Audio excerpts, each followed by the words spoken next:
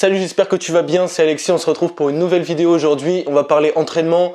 J'avais posté il y a quelques semaines, enfin ça fait déjà même plusieurs mois sur Instagram, une story pour savoir quelle vidéo vous voudriez voir. On va parler de 5 exercices peu connus pour développer un certain groupe musculaire. J'avais demandé entre les triceps et les biceps lequel est-ce que vous voudriez le plus voir. Et la majorité des réponses étaient pour les biceps. Donc aujourd'hui on voit 5 exercices peu connus pour les biceps. C'est parti. Yeah. Oh, wait a minute. I couldn't get a bill paid. You couldn't buy the real thing. I was staying up in your place, trying to figure out the whole thing. I saw people doing things, almost gave up on the music thing. But we all so spoiled now. More life, more everything. Must have never had your phone tap. All they yapping on the phone shit. Si tu me découvres avec cette vidéo, je m'appelle Alexis, je fais toutes les semaines du contenu sur l'entraînement, la nutrition, le développement personnel. Donc si c'est des trucs qui t'intéressent, n'hésite surtout pas à t'abonner. Et puis si tu veux aussi pouvoir participer au prochain sondage sur Instagram, rejoins-moi sur Instagram, je te mettrai le lien juste en bas. Comme ça tu pourras participer et puis voter pour la prochaine vidéo. Ok, on commence tout de suite avec l'un de mes exercices favoris quand il s'agit de créer de la masse musculaire et prendre en force, et c'est le Pelican Curl. Et j'adore cet exo parce que je t'assure que si tu le fais bien, tu vas avoir les épaules et les biceps en feu dans les prochains jours. Pour ce qui est du matériel, tu as deux options. Soit tu le fais aux anneaux, ce que je te recommande, ou alors tu peux aussi le faire aux barres parallèles ou à la Smith Machine si tu y as accès. Les anneaux c'est juste top parce que ça te permet d'avoir une plus grande amplitude sur le mouvement et puis ça te permet aussi d'éviter tout problème de mobilité au niveau des épaules. Donc ça sera probablement plus confortable pour la majorité d'entre vous. Pour ce qui est de la position, je veux que tu te tiennes debout en position basse d'une pompe avec les coudes près du corps. À partir de là, il te suffit de déplier progressivement les bras de façon à ce que ton corps se rapproche du sol. C'est très important que l'ensemble de ton corps soit sous tension et donc que tu serres les abdos et les fesses. Une fois que tes bras sont quasiment dépliés, il est temps de faire la partie concentrique du mouvement. Et c'est ici que l'effort commence. Toujours en contrôlant ton corps, replie les bras de façon à retourner à la position initiale. Je te conseille ici d'utiliser le false grip, c'est-à-dire d'avoir les poignets relativement cassés sur ton anneau pour mettre plus de tension sur le biceps. Maintenant, on va voir les différentes variations pour que tu puisses l'ajuster en fonction de ton niveau. Premièrement, la hauteur des anneaux ou de la barre va jouer un rôle énorme dans la difficulté de l'exercice. Plus ils seront hauts, plus ce sera facile. A l'inverse, plus ça sera bas et plus ce sera dur. Deuxièmement, si tu trouves l'exercice encore trop compliqué, n'hésite pas à faire uniquement la partie négative. Comme pour tous les exercices, réaliser l'excentrique, ça te permettra de gagner en force et surtout de comprendre la mécanique du mouvement. Donc ici, retiens uniquement la descente pendant 5 à 8 secondes, pas moins, pas plus, puis repositionne-toi en haut du mouvement et puis répète plusieurs fois. Sur cet exercice, il y a deux choses qu'il ne faut absolument pas faire. Premièrement, c'est de creuser le bas du dos. Deuxièmement, c'est de pencher la tête trop en arrière ou trop en avant, parce que ça pincerait tes disques intervertébraux et ça pourrait créer à la longue des douleurs au niveau lombaire ou au niveau des cervicales. Exercice numéro 2, c'est les pseudo push-ups. Là, t'as pas besoin de matériel, donc t'as aucune excuse, tu peux les faire partout. Pour la position de base, c'est exactement le même principe qu'une pompe. L'unique différence, c'est que tu dois changer la position de tes mains. Au lieu d'orienter tes doigts vers l'avant, tu tournes tes poignets et tu les orientes vers l'arrière. Tu auras un recrutement des fibres musculaires du biceps beaucoup plus important, surtout en haut du mouvement. Ici, c'est essentiel que tu utilises une amplitude complète.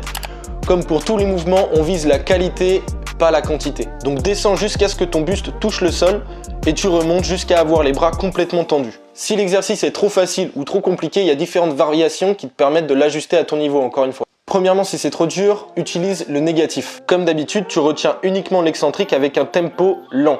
Tu peux aussi réaliser ces pompes sur les genoux, mais attention parce que tes fesses descendent en même temps que tes bras se plient. Il ne faut pas que tes hanches restent en haut du mouvement. Pense à vouloir coller tes cuisses et ton buste au sol quand tu fais l'exercice. Et pour rendre l'exercice plus dur, rapproche tes mains de ta taille et de ton centre de gravité.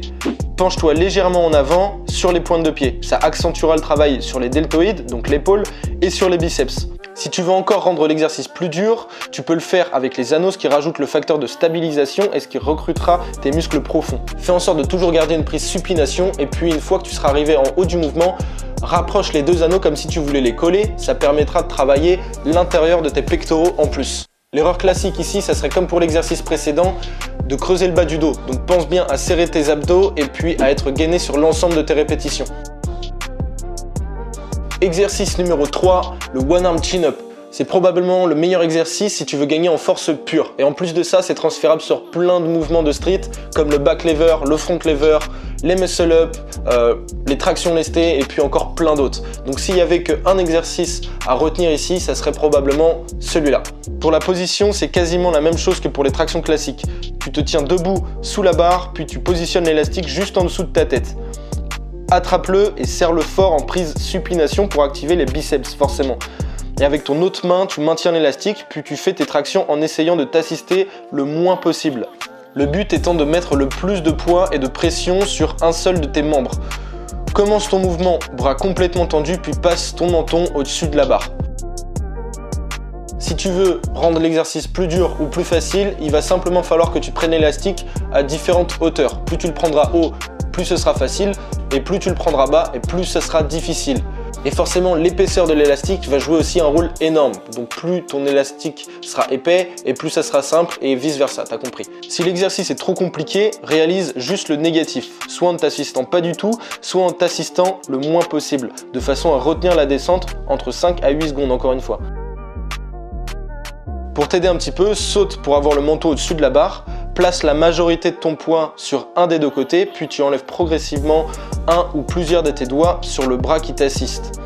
Ou alors tu peux utiliser l'élastique simplement. Une erreur classique ici, ça serait d'utiliser trop d'élan pendant la phase concentrique. Si tu n'arrives pas à contrôler ton mouvement, utilise une des méthodes de simplification qu'on a vu juste avant. Si tu fais cet exercice correctement, tu verras une énorme progression en force et puis aussi en masse musculaire. On arrive à l'exercice numéro 4 et c'est le headbanger. Il va engager forcément tes biceps et puis aussi ton grand dorsal. Place-toi quasiment en haut de ta traction supination et puis tu colles ton front à la barre. Ici, tu dois déplier tes coudes et faire en sorte d'écarter ton buste et ta tête le plus loin possible de la barre.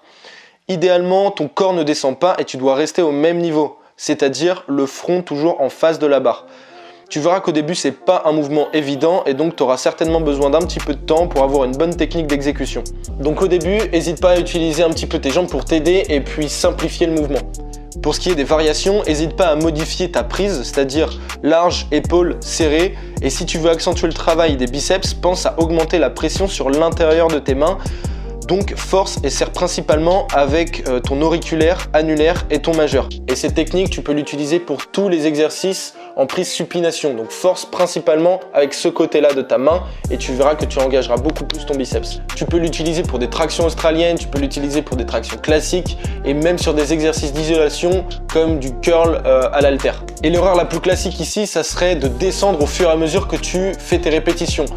Ça s'appelle le headbanger, donc tu dois obligatoirement toucher ton front à la barre. Si tu descends, c'est plus bon. Dernier exercice et le seul exercice d'isolation de cette vidéo, c'est le biceps curl. Super efficace en exercice de finition, donc à la fin de tes entraînements pour congestionner un maximum et se focaliser à 100% sur uniquement un groupe musculaire. Les exercices d'isolation sont super intéressants, même si en street il y en a peu, tu peux les utiliser si tu as un point faible par exemple, ou alors si tu cherches à développer visuellement une zone en particulier. Là encore, tu as deux options, soit tu fais l'exercice aux anneaux, soit tu le fais à la barre. L'avantage avec les anneaux, c'est qu'encore une fois, c'est plus facile de modifier la difficulté. Donc pour ce qui est de la position, le mouvement démarre bras tendus, abdos serrés, le corps parfaitement aligné de la tête aux pieds. Ensuite, uniquement tes avant-bras vont bouger et les coudes restent quasiment immobiles. Et tu vas réaliser une flexion de l'avant-bras sur le bras. Ici, tes omoplates doivent être resserrées et orientées vers le bas. Sur ce mouvement, il y a donc uniquement tes biceps qui travaillent. En principe, si tu le fais correctement, tu vas avoir les bras super congestionnés à la fin de l'exercice. Pour ce qui est des variations, c'est très simple. Comme souvent, plus tes pieds seront loin et ton corps incliné, plus ce sera dur. Et inversement, plus tes pieds seront hauts et ton corps droit, plus ce sera simple. L'erreur qu'on pourrait souvent faire ici, ça serait d'engager le grand dorsal sur le mouvement et donc tirer son corps grâce aux muscles du dos. Ce qui devient du coup une traction australienne.